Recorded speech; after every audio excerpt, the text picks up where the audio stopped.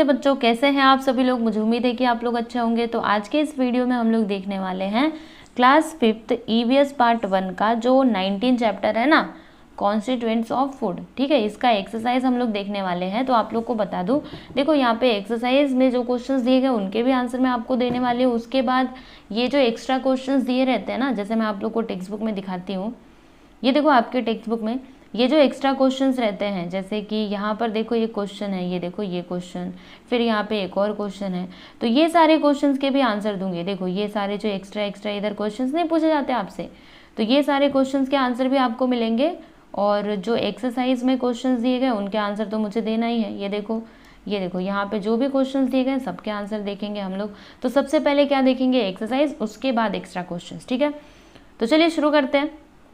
यहाँ पे देखो एक्सरसाइज में पहला question, what's the solution. Okay, तो यहाँ पे देखो मतलब इसका सॉल्यूशन क्या है। तो क्वेश्चन क्या है कि the body requires N adequate quantity of proteins. Okay, तो इसका सॉल्यूशन क्या है, तो देख लीजिए इसका आंसर हमने लिखा हुआ है, मैं आपको पढ़ करके बताती हूँ कि body requires lots of proteins for body building, there is constant wear and tear of the body, there is also taken care of by proteins, therefore large amount of protein should be in diet. है ना, जो हमारी body है, ठीक है, तो इसको protein की ज़रूरत होगी, राइट। इतना मतलब हमको देखो भाई, अगर आपको जीना है तो आपको प्रोटीन तो अंदर लेना ही पड़ेगा, तभी तो आपके बॉडी के जो भी मतलब सिस्टम है वो अच्छे से चल पाएगा, राइट। तो आपके डाइट में यानी कि आपके खाने में प्रोटीन होना ही चाहिए, वो भी ज़्यादा अमाउंट में होना चाहिए। ठीक है, for the people different dals, pulses, ground nuts, grams, paneer, tofu, soybean have to be included in diet. ठीक है, मतलब लोगों के लिए ना उनके जो डाइट है, उनका जो खाना है, उसमें क्या क्या इंक्लूड होना चाहिए।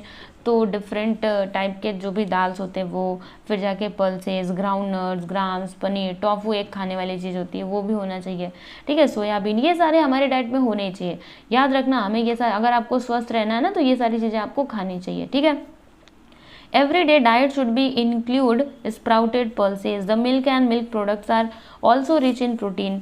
ठीक है, casein, such diet would give ample proteins along with vitamins। ठीक है, विटामिन के साथ साथ ये बहुत ज़्यादा प्रोटीन्स भी देते हैं, इसीलिए आपका डाइट एकदम अच्छा होना चाहिए। समझे ना, अच्छे से खाओ पियो और मस्त रहो, तभी तो आप देखो जब आप हेल्दी रहोगे तभी तो अच्छे से पढ़ाई कर पाओगे, अच्छे से पढ़ाई करोगे तो अच्छे अच्छे नंबर लाओगे, है ना। इसीलिए आपको जो हेल्दी वाली चीज़ें हैं वो सारी चीज़ें खानी चाहिए। ठीक है, आगे चलते हैं। यूज़ योर ब्रेन पावर, इसमें क्या है कि why are children told to drink milk every day. देखो बच्चों को कहा जाता है ना, जैसे मम्मी भी आपकी पकड़ पकड़ के दूध पिलाती होंगी, आजा बेटा आजा दूध पी ले, है ना, ऐसे पिलाती होंगी ना, ग्लास ले करके घूमती हैं। क्यों बोला जाता है कि दूध पी लो, है ना। दूध में आखिर ऐसा है क्या जो मम्मी ऐसा ग्लास लेके घूमती रहती है, बेटा दूध पी ले, क्यों ऐसे घूमती रहती है। तो देख लो इसका answer. Milk has almost all the food constituents. It has carbohydrates, sugars, fats and proteins. It is rich in vitamins A, B and D.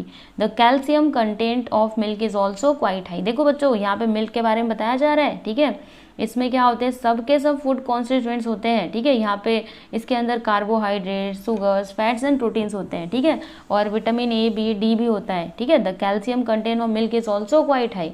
Milk is easy to digest, और ये डाइजेस्ट होने में भी एकदम आसान होता है। इट्स गिव्स एनर्जी, और ये हमको एनर्जी प्रोवाइड करता है। ठीक है, the growth and development of the body is faster when milk is taken in our everyday diet. देखो बच्चों, अगर आप रोज दूध पियोगे ना तो फिर जो आपका बॉडी का डेवलपमेंट है, ग्रोथ है, वो तेजी से होगा। Therefore children are told to drink milk everyday. इसीलिए बच्चों को कहा जाता है कि बच्चों रोज दूध पिया करो, इसीलिए मम्मी ग्लास लेकर के दौड़ती हैं, समझे ना।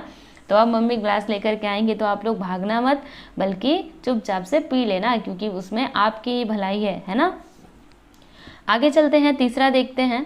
Give 2 sources of each of the following food constituents. ठीक है, जैसे कि मिनरल्स, तो मिनरल्स के कौन कौन से सोर्सेज हैं, देखो यहाँ पे लिखा हुआ है फ्रूट्स एंड स्प्राउटेड पल्सेस। ठीक है, प्रोटीन्स के कौन कौन से सोर्स हैं, तो पनीर और एग्स, और फिर यहाँ पे स्टार्च के कौन कौन से सोर्सेज है स्टूडेंट, राइस और ब्रेड। ओके, तो अच्छे से इसको लिख लीजिए। आगे बढ़ते हैं फिर, इसके बाद हम नेक्स्ट क्वेश्चन यहाँ पे देखेंगे, फिल इन द ब्लैंक्स। इसमें ब्लैंक प्लेसेस को हमें फिल करना था, तो मैंने यहाँ पे ऑलरेडी फिल कर दिया। देखो यहाँ पे विटामिन आएगा। ठीक है, vitamin in our food gives us the ability to resist disease, है ना। विटामिन जो हमारे फूड में रहते हैं वो हमको बीमारियों से लड़ने में सहायता करते हैं। Calcium makes our bones strong. ठीक है, कैल्शियम हमारे बोन्स को क्या बनाते हैं, स्ट्रॉन्ग बनाते हैं। फिर food stuffs that test sweet contain various kinds of sugars. Okay, अगला है a diet that provides all the constituents of food in the right proportion is called a balance diet. ठीक है, इसको क्या कहा जाता है? बैलेंस डाइट कहा जाता है। ओके, नेक्स्ट क्वेश्चन देखते हैं, fifth question, answer the following questions. यहाँ पे कुछ क्वेश्चंस दिए गए जिनके आंसर आप लोग को बताने हैं। Your first question is of what use are the sugars that we get from the digestion of the starch. देखो बच्चों, जब भी स्टार्च का डाइजेशन होता है तो उससे जो हमको शुगर मिलता है, ओके, जो भी शुगर्स हमको वो डाइजेशन से मिलते हैं, उसका यूज़ क्या है? What is the use of that sugars. Okay, तो देखो हमने लिखा है इसका आंसर कि the sugars form from digestion of starch are burn slowly while burning they release energy. ठीक है, वो धीरे धीरे क्या होते हैं? बर्न होते हैं, और जब ये बर्न होते हैं ना तो फिर वो एनर्जी को रिलीज करते हैं। ठीक है, एनर्जी रिलीज होती है। The sugars does act as a fuels. ठीक है, शुगर कैसे काम करता है? एज अ फ्यूल, फ्यूल के जैसा काम करता है। This energy is use for different kinds of work. ठीक है, और इस एनर्जी का यूज़ किया जाता है कई सारे काम को करने के लिए। It also keeps the body warm. ठीक है, ये हमारी बॉडी को वार्म रखने में भी हेल्प करता है, समझे ना? तो ये सारा यूज़ है इसका, समझे? आगे चलते हैं, बी है यहाँ पे कि names the sources of fibre in our diet. अभी जो हमारे डाइट में है सोर्सेज ऑफ फाइबर हमको बताना है। तो देख लो हमने लिखा है इसका answer, bran in the flour of grains, whole grains and pulses, fruits, vegetables and specially their skin.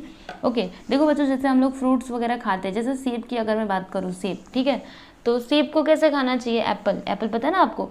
तो कई लोगों को मैंने देखा है, वो क्या करते हैं, जो उसका छिलका होता है उसको निकाल देते हैं, पर आपको ऐसा नहीं करना है। ठीक है, उसकी स्किन भी आपको खानी है, मतलब सेब को ऊपर से धो लो, लेकिन उसका जो छिलका है ना वो आपको नहीं निकालना चाहिए। ठीक है, कुछ फ्रूट्स वगैरह ऐसे होते हैं जिनको आप स्किन सहित खा सकते हो। ठीक है, समझ में आ रहा है कि नहीं? वो खाओगे तो आपको और ज़्यादा फायदा करेगा, जैसे मैंने सेब का एग्जाम्पल बताया, उसी तरीके से और भी हैं। ओके, तो उस प्रकार से आपको खाना चाहिए। Okay, sprouted pulses with their skins, green leafy vegetables are all sources of fibres in our diet. ठीक है, तो अगर आपको फाइबर चाहिए तो ये सारी चीज़ें आपके डाइट में होनी ही चाहिए, आपके भोजन में होनी चाहिए। ठीक है, सी देखते हैं, व्हाट आर कार्बोहाइड्रेट्स। कार्बोहाइड्रेट्स क्या होते हैं स्टूडेंट? देखो यहाँ पे लिखा है, the energy providing food constituent which consist of starch, sugars and fibres are called carbohydrates. Okay, अगला क्वेश्चन देखते हैं, D, what is meant by malnutrition. Malnutrition का मीनिंग क्या होता है? तो आंसर देख लो, if a person malnutrition. Okay, exam में भी आ सकता है, इसलिए अच्छे से पढ़ो। If a person's diet lacks proper constituents of food for a long time, then this person does not get proper nourishment. Such condition is called malnutrition. आपने सुना होगा, हिंदी में इसको कहते हैं कुपोषण, है ना? जब हमको भरपूर खाना नहीं मिलता, ठीक है, प्रोटीन्स वगैरह नहीं मिलते, तो फिर वो आदमी माल न्यूट्रिशन मतलब वो कुपोषण का शिकार हो जाता है। ठीक है, आगे चलते हैं, मैच द फॉलोइंग। अभी आपको मैच करना है, तो फैट्स का ऑयल हो जाएगा, प्रोटीन्स का पल्सेस, विटामिन्स का ब्रान ऑफ सीरियल्स, मिनरल्स का आयरन, स्टार्ची फूड्स का क्या हो जाएगा? ज्वार। ओके,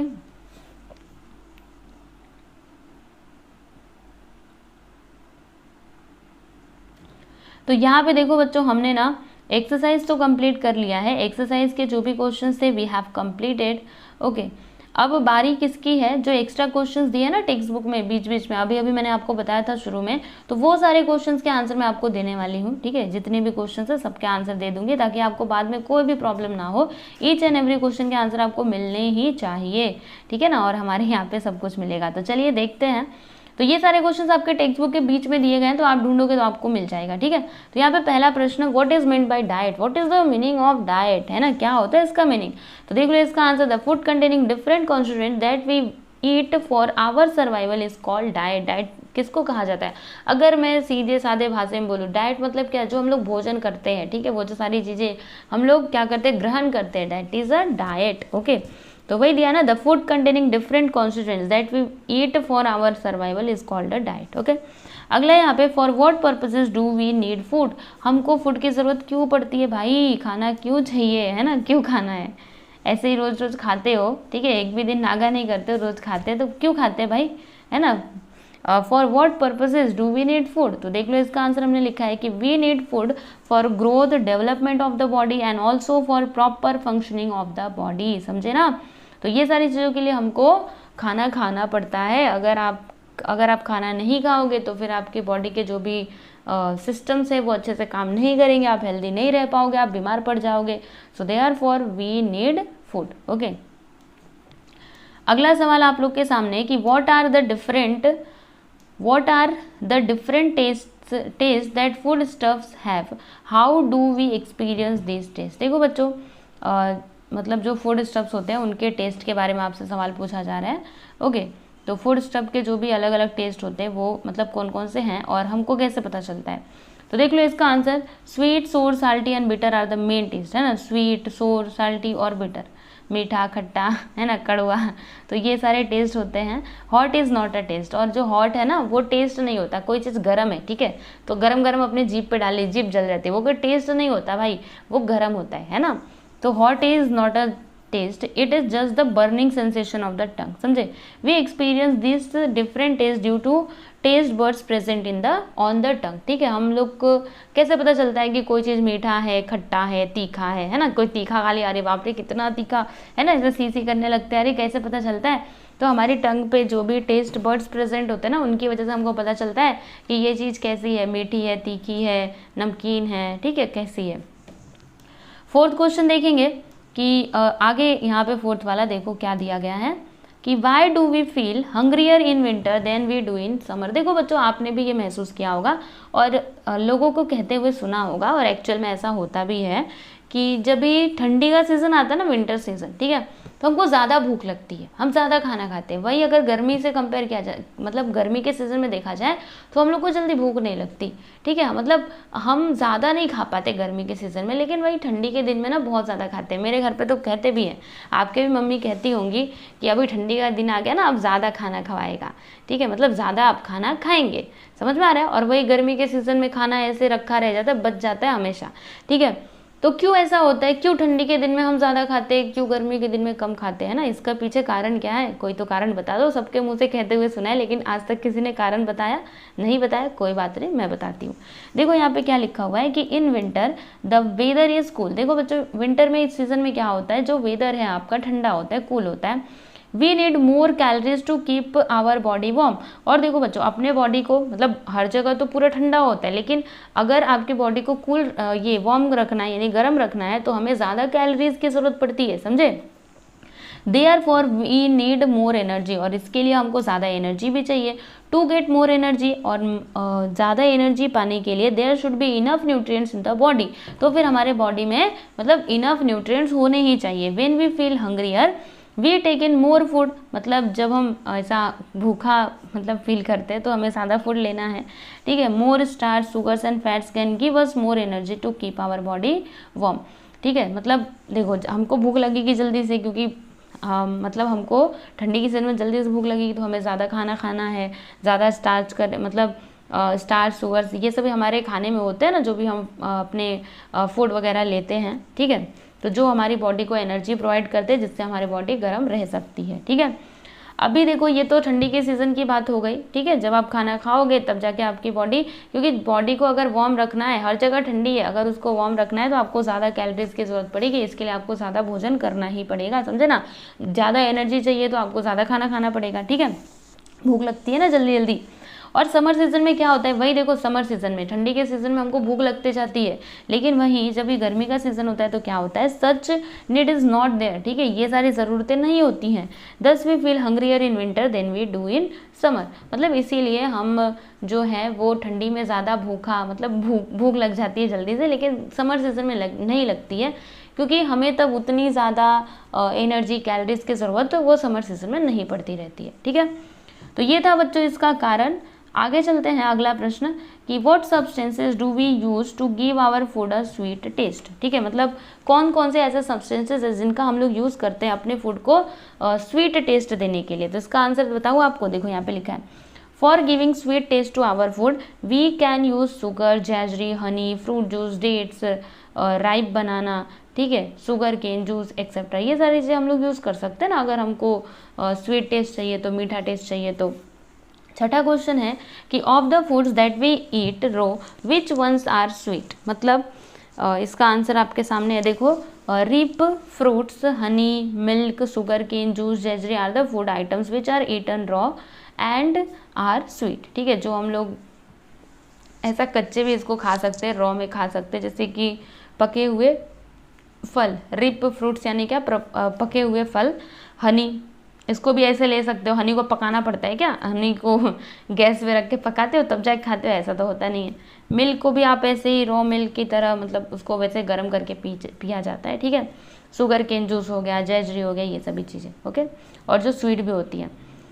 अब 7th क्वेश्चन है कि threads get stuck between the teeth when we eat certain types of mangoes, which kind of carbohydrates are they. देखो बच्चों, अभी पूछा जा रहा है जैसे कि हम लोग, मतलब आपने भी आम खाया होगा, तो अलग अलग टाइप के आम होते हैं। तो कोई आम ऐसे होते हैं ना, जब आप खाओगे ना तो उसके जो फाइबर्स होते हैं, उसके जो रेसे होते हैं, धागे होते हैं, वो हमारे दांतों में फंस जाते हैं, ठीक है। तो वो कौन से टाइप के कार्बोहाइड्रेट्स हैं, ठीक है। तो देखो इसका आंसर लिखा है हमने कि the threads that get stuck between the teeth while eating certain types of mangoes are fibres, okay.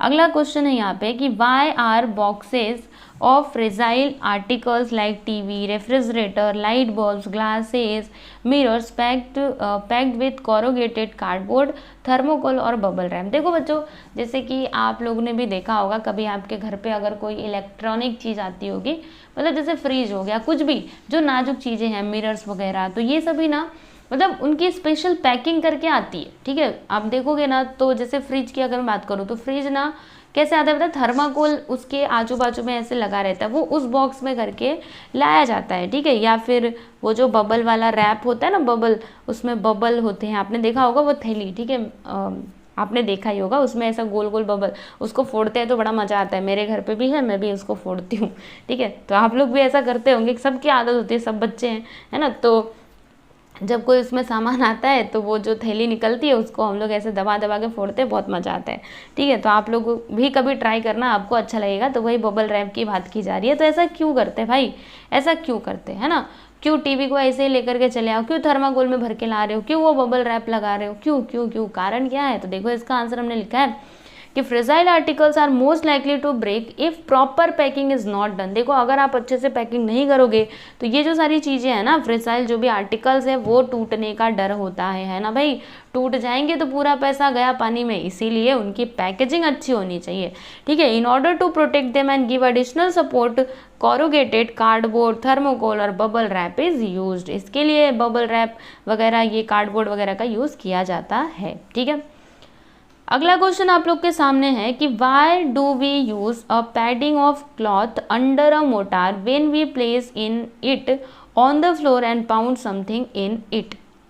तो इसका आंसर आपके सामने आप लोग देख सकते हो। While pounding the substance in a mortar there could be jerks to the floor, the tiles of the floor can break, therefore a padding of cloth has to be placed between the mortar and the floor to absorb these shocks और jerks, ठीक है। This offers protection to the floor. Okay, so this is your answer. Question number 10 हम लोग देख लेते हैं। इसमें क्या है कि suppose a wall is to be built, the cement sand water is all there, but the mason says the most important material is still missing, what can that be. देखो बच्चों, आप सपोज करो कि एक मतलब दीवार बनाई जा रही है, एक दीवार बन रही है या फिर बनानी है। तो सीमेंट है, सैंड है, एवरीथिंग इज देयर, बट देखो सीमेंट है, सैंड है, बालू है, वाटर इज ऑल्सो देयर, लेकिन जो मैसोन है, जो मिस्त्री है, वो कहते हैं कि यहाँ पे मोस्ट इंपॉर्टेंट थिंग मिसिंग है। तो बताओ वो थिंग कौन सी है? तो देखो ना, for the constructions rocks and bricks are also required, वो भी तो ज़रूरत होती है ना रॉक्स एंड ब्रिक की। वो नहीं रहेंगे तो भाई सीमेंट सैंड वाटर का करोगे क्या? कैसे लगाओगे? खाली बस सीमेंट का दीवार बनाओगे सीमेंट और रेत मिला करके? ऐसे तो नहीं होगा। ब्रिक्स तो चाहिए, ईंट तो चाहिए, बिना ईंट के तो कुछ नहीं हो सकता, है ना। आपके घर किसके बने भाई? ईंट के बने, ईंट तो चाहिए ही, समझे ना। तो इस तरीके से ये था इसका आंसर। आगे बढ़े, question number 11, What are the preparations that are served as midday meals in schools? तो इसका आंसर देखोगे आप, देखो यहाँ पे लिखा हुआ है khichdi made out of dal and rice, chapati and vegetable is usually served as a mid day meal. जो मिड डे मील होता है उसमें हमको क्या क्या खाना चाहिए देख लो। खिचड़ी मतलब खिचड़ी भी खा सकते हैं, या फिर रोटी और चपाती, मतलब वही चपाती और vegetable. As per the mid day meal scheme every school child is given the following nutrients. Okay, आगे चलते हैं, अगला सवाल आप लोग के सामने है। कितने सारे क्वेश्चंस हैं, ओके ये लास्ट है भाई, बहुत बड़े थे ना आपके लेसन्स के बीच में, बहुत सारे क्वेश्चंस दिए गए, ठीक है, तो इसीलिए थोड़ा टाइम लग रहा है, लेकिन टाइम लग रहा है तो क्या हुआ, आपको समझ में आना चाहिए बस। मेरा तो मेन यही एम है कि आपको अच्छे से समझना चाहिए, कुछ भी डाउट्स आपको होना नहीं चाहिए। ओके, अगला यहाँ पे क्वेश्चन है कि do we get all the different constituents of food from a meal that consists of green veg thalipeeth eaten by the yogurt. तो इसका आंसर आप लोग के सामने है, आप देख सकते हो, यहाँ से लेकर के यहाँ तक काफ़ी बड़ा है, बट क्या करें, दिया है तो मुझे देना ही पड़ेगा। तो इन द फ्लोर ऑफ थाली पीठ there is a mix floor of rice, dals and pulses. This floor gives carbohydrates and proteins while roasting the thali pit butter is applied to the fry pan.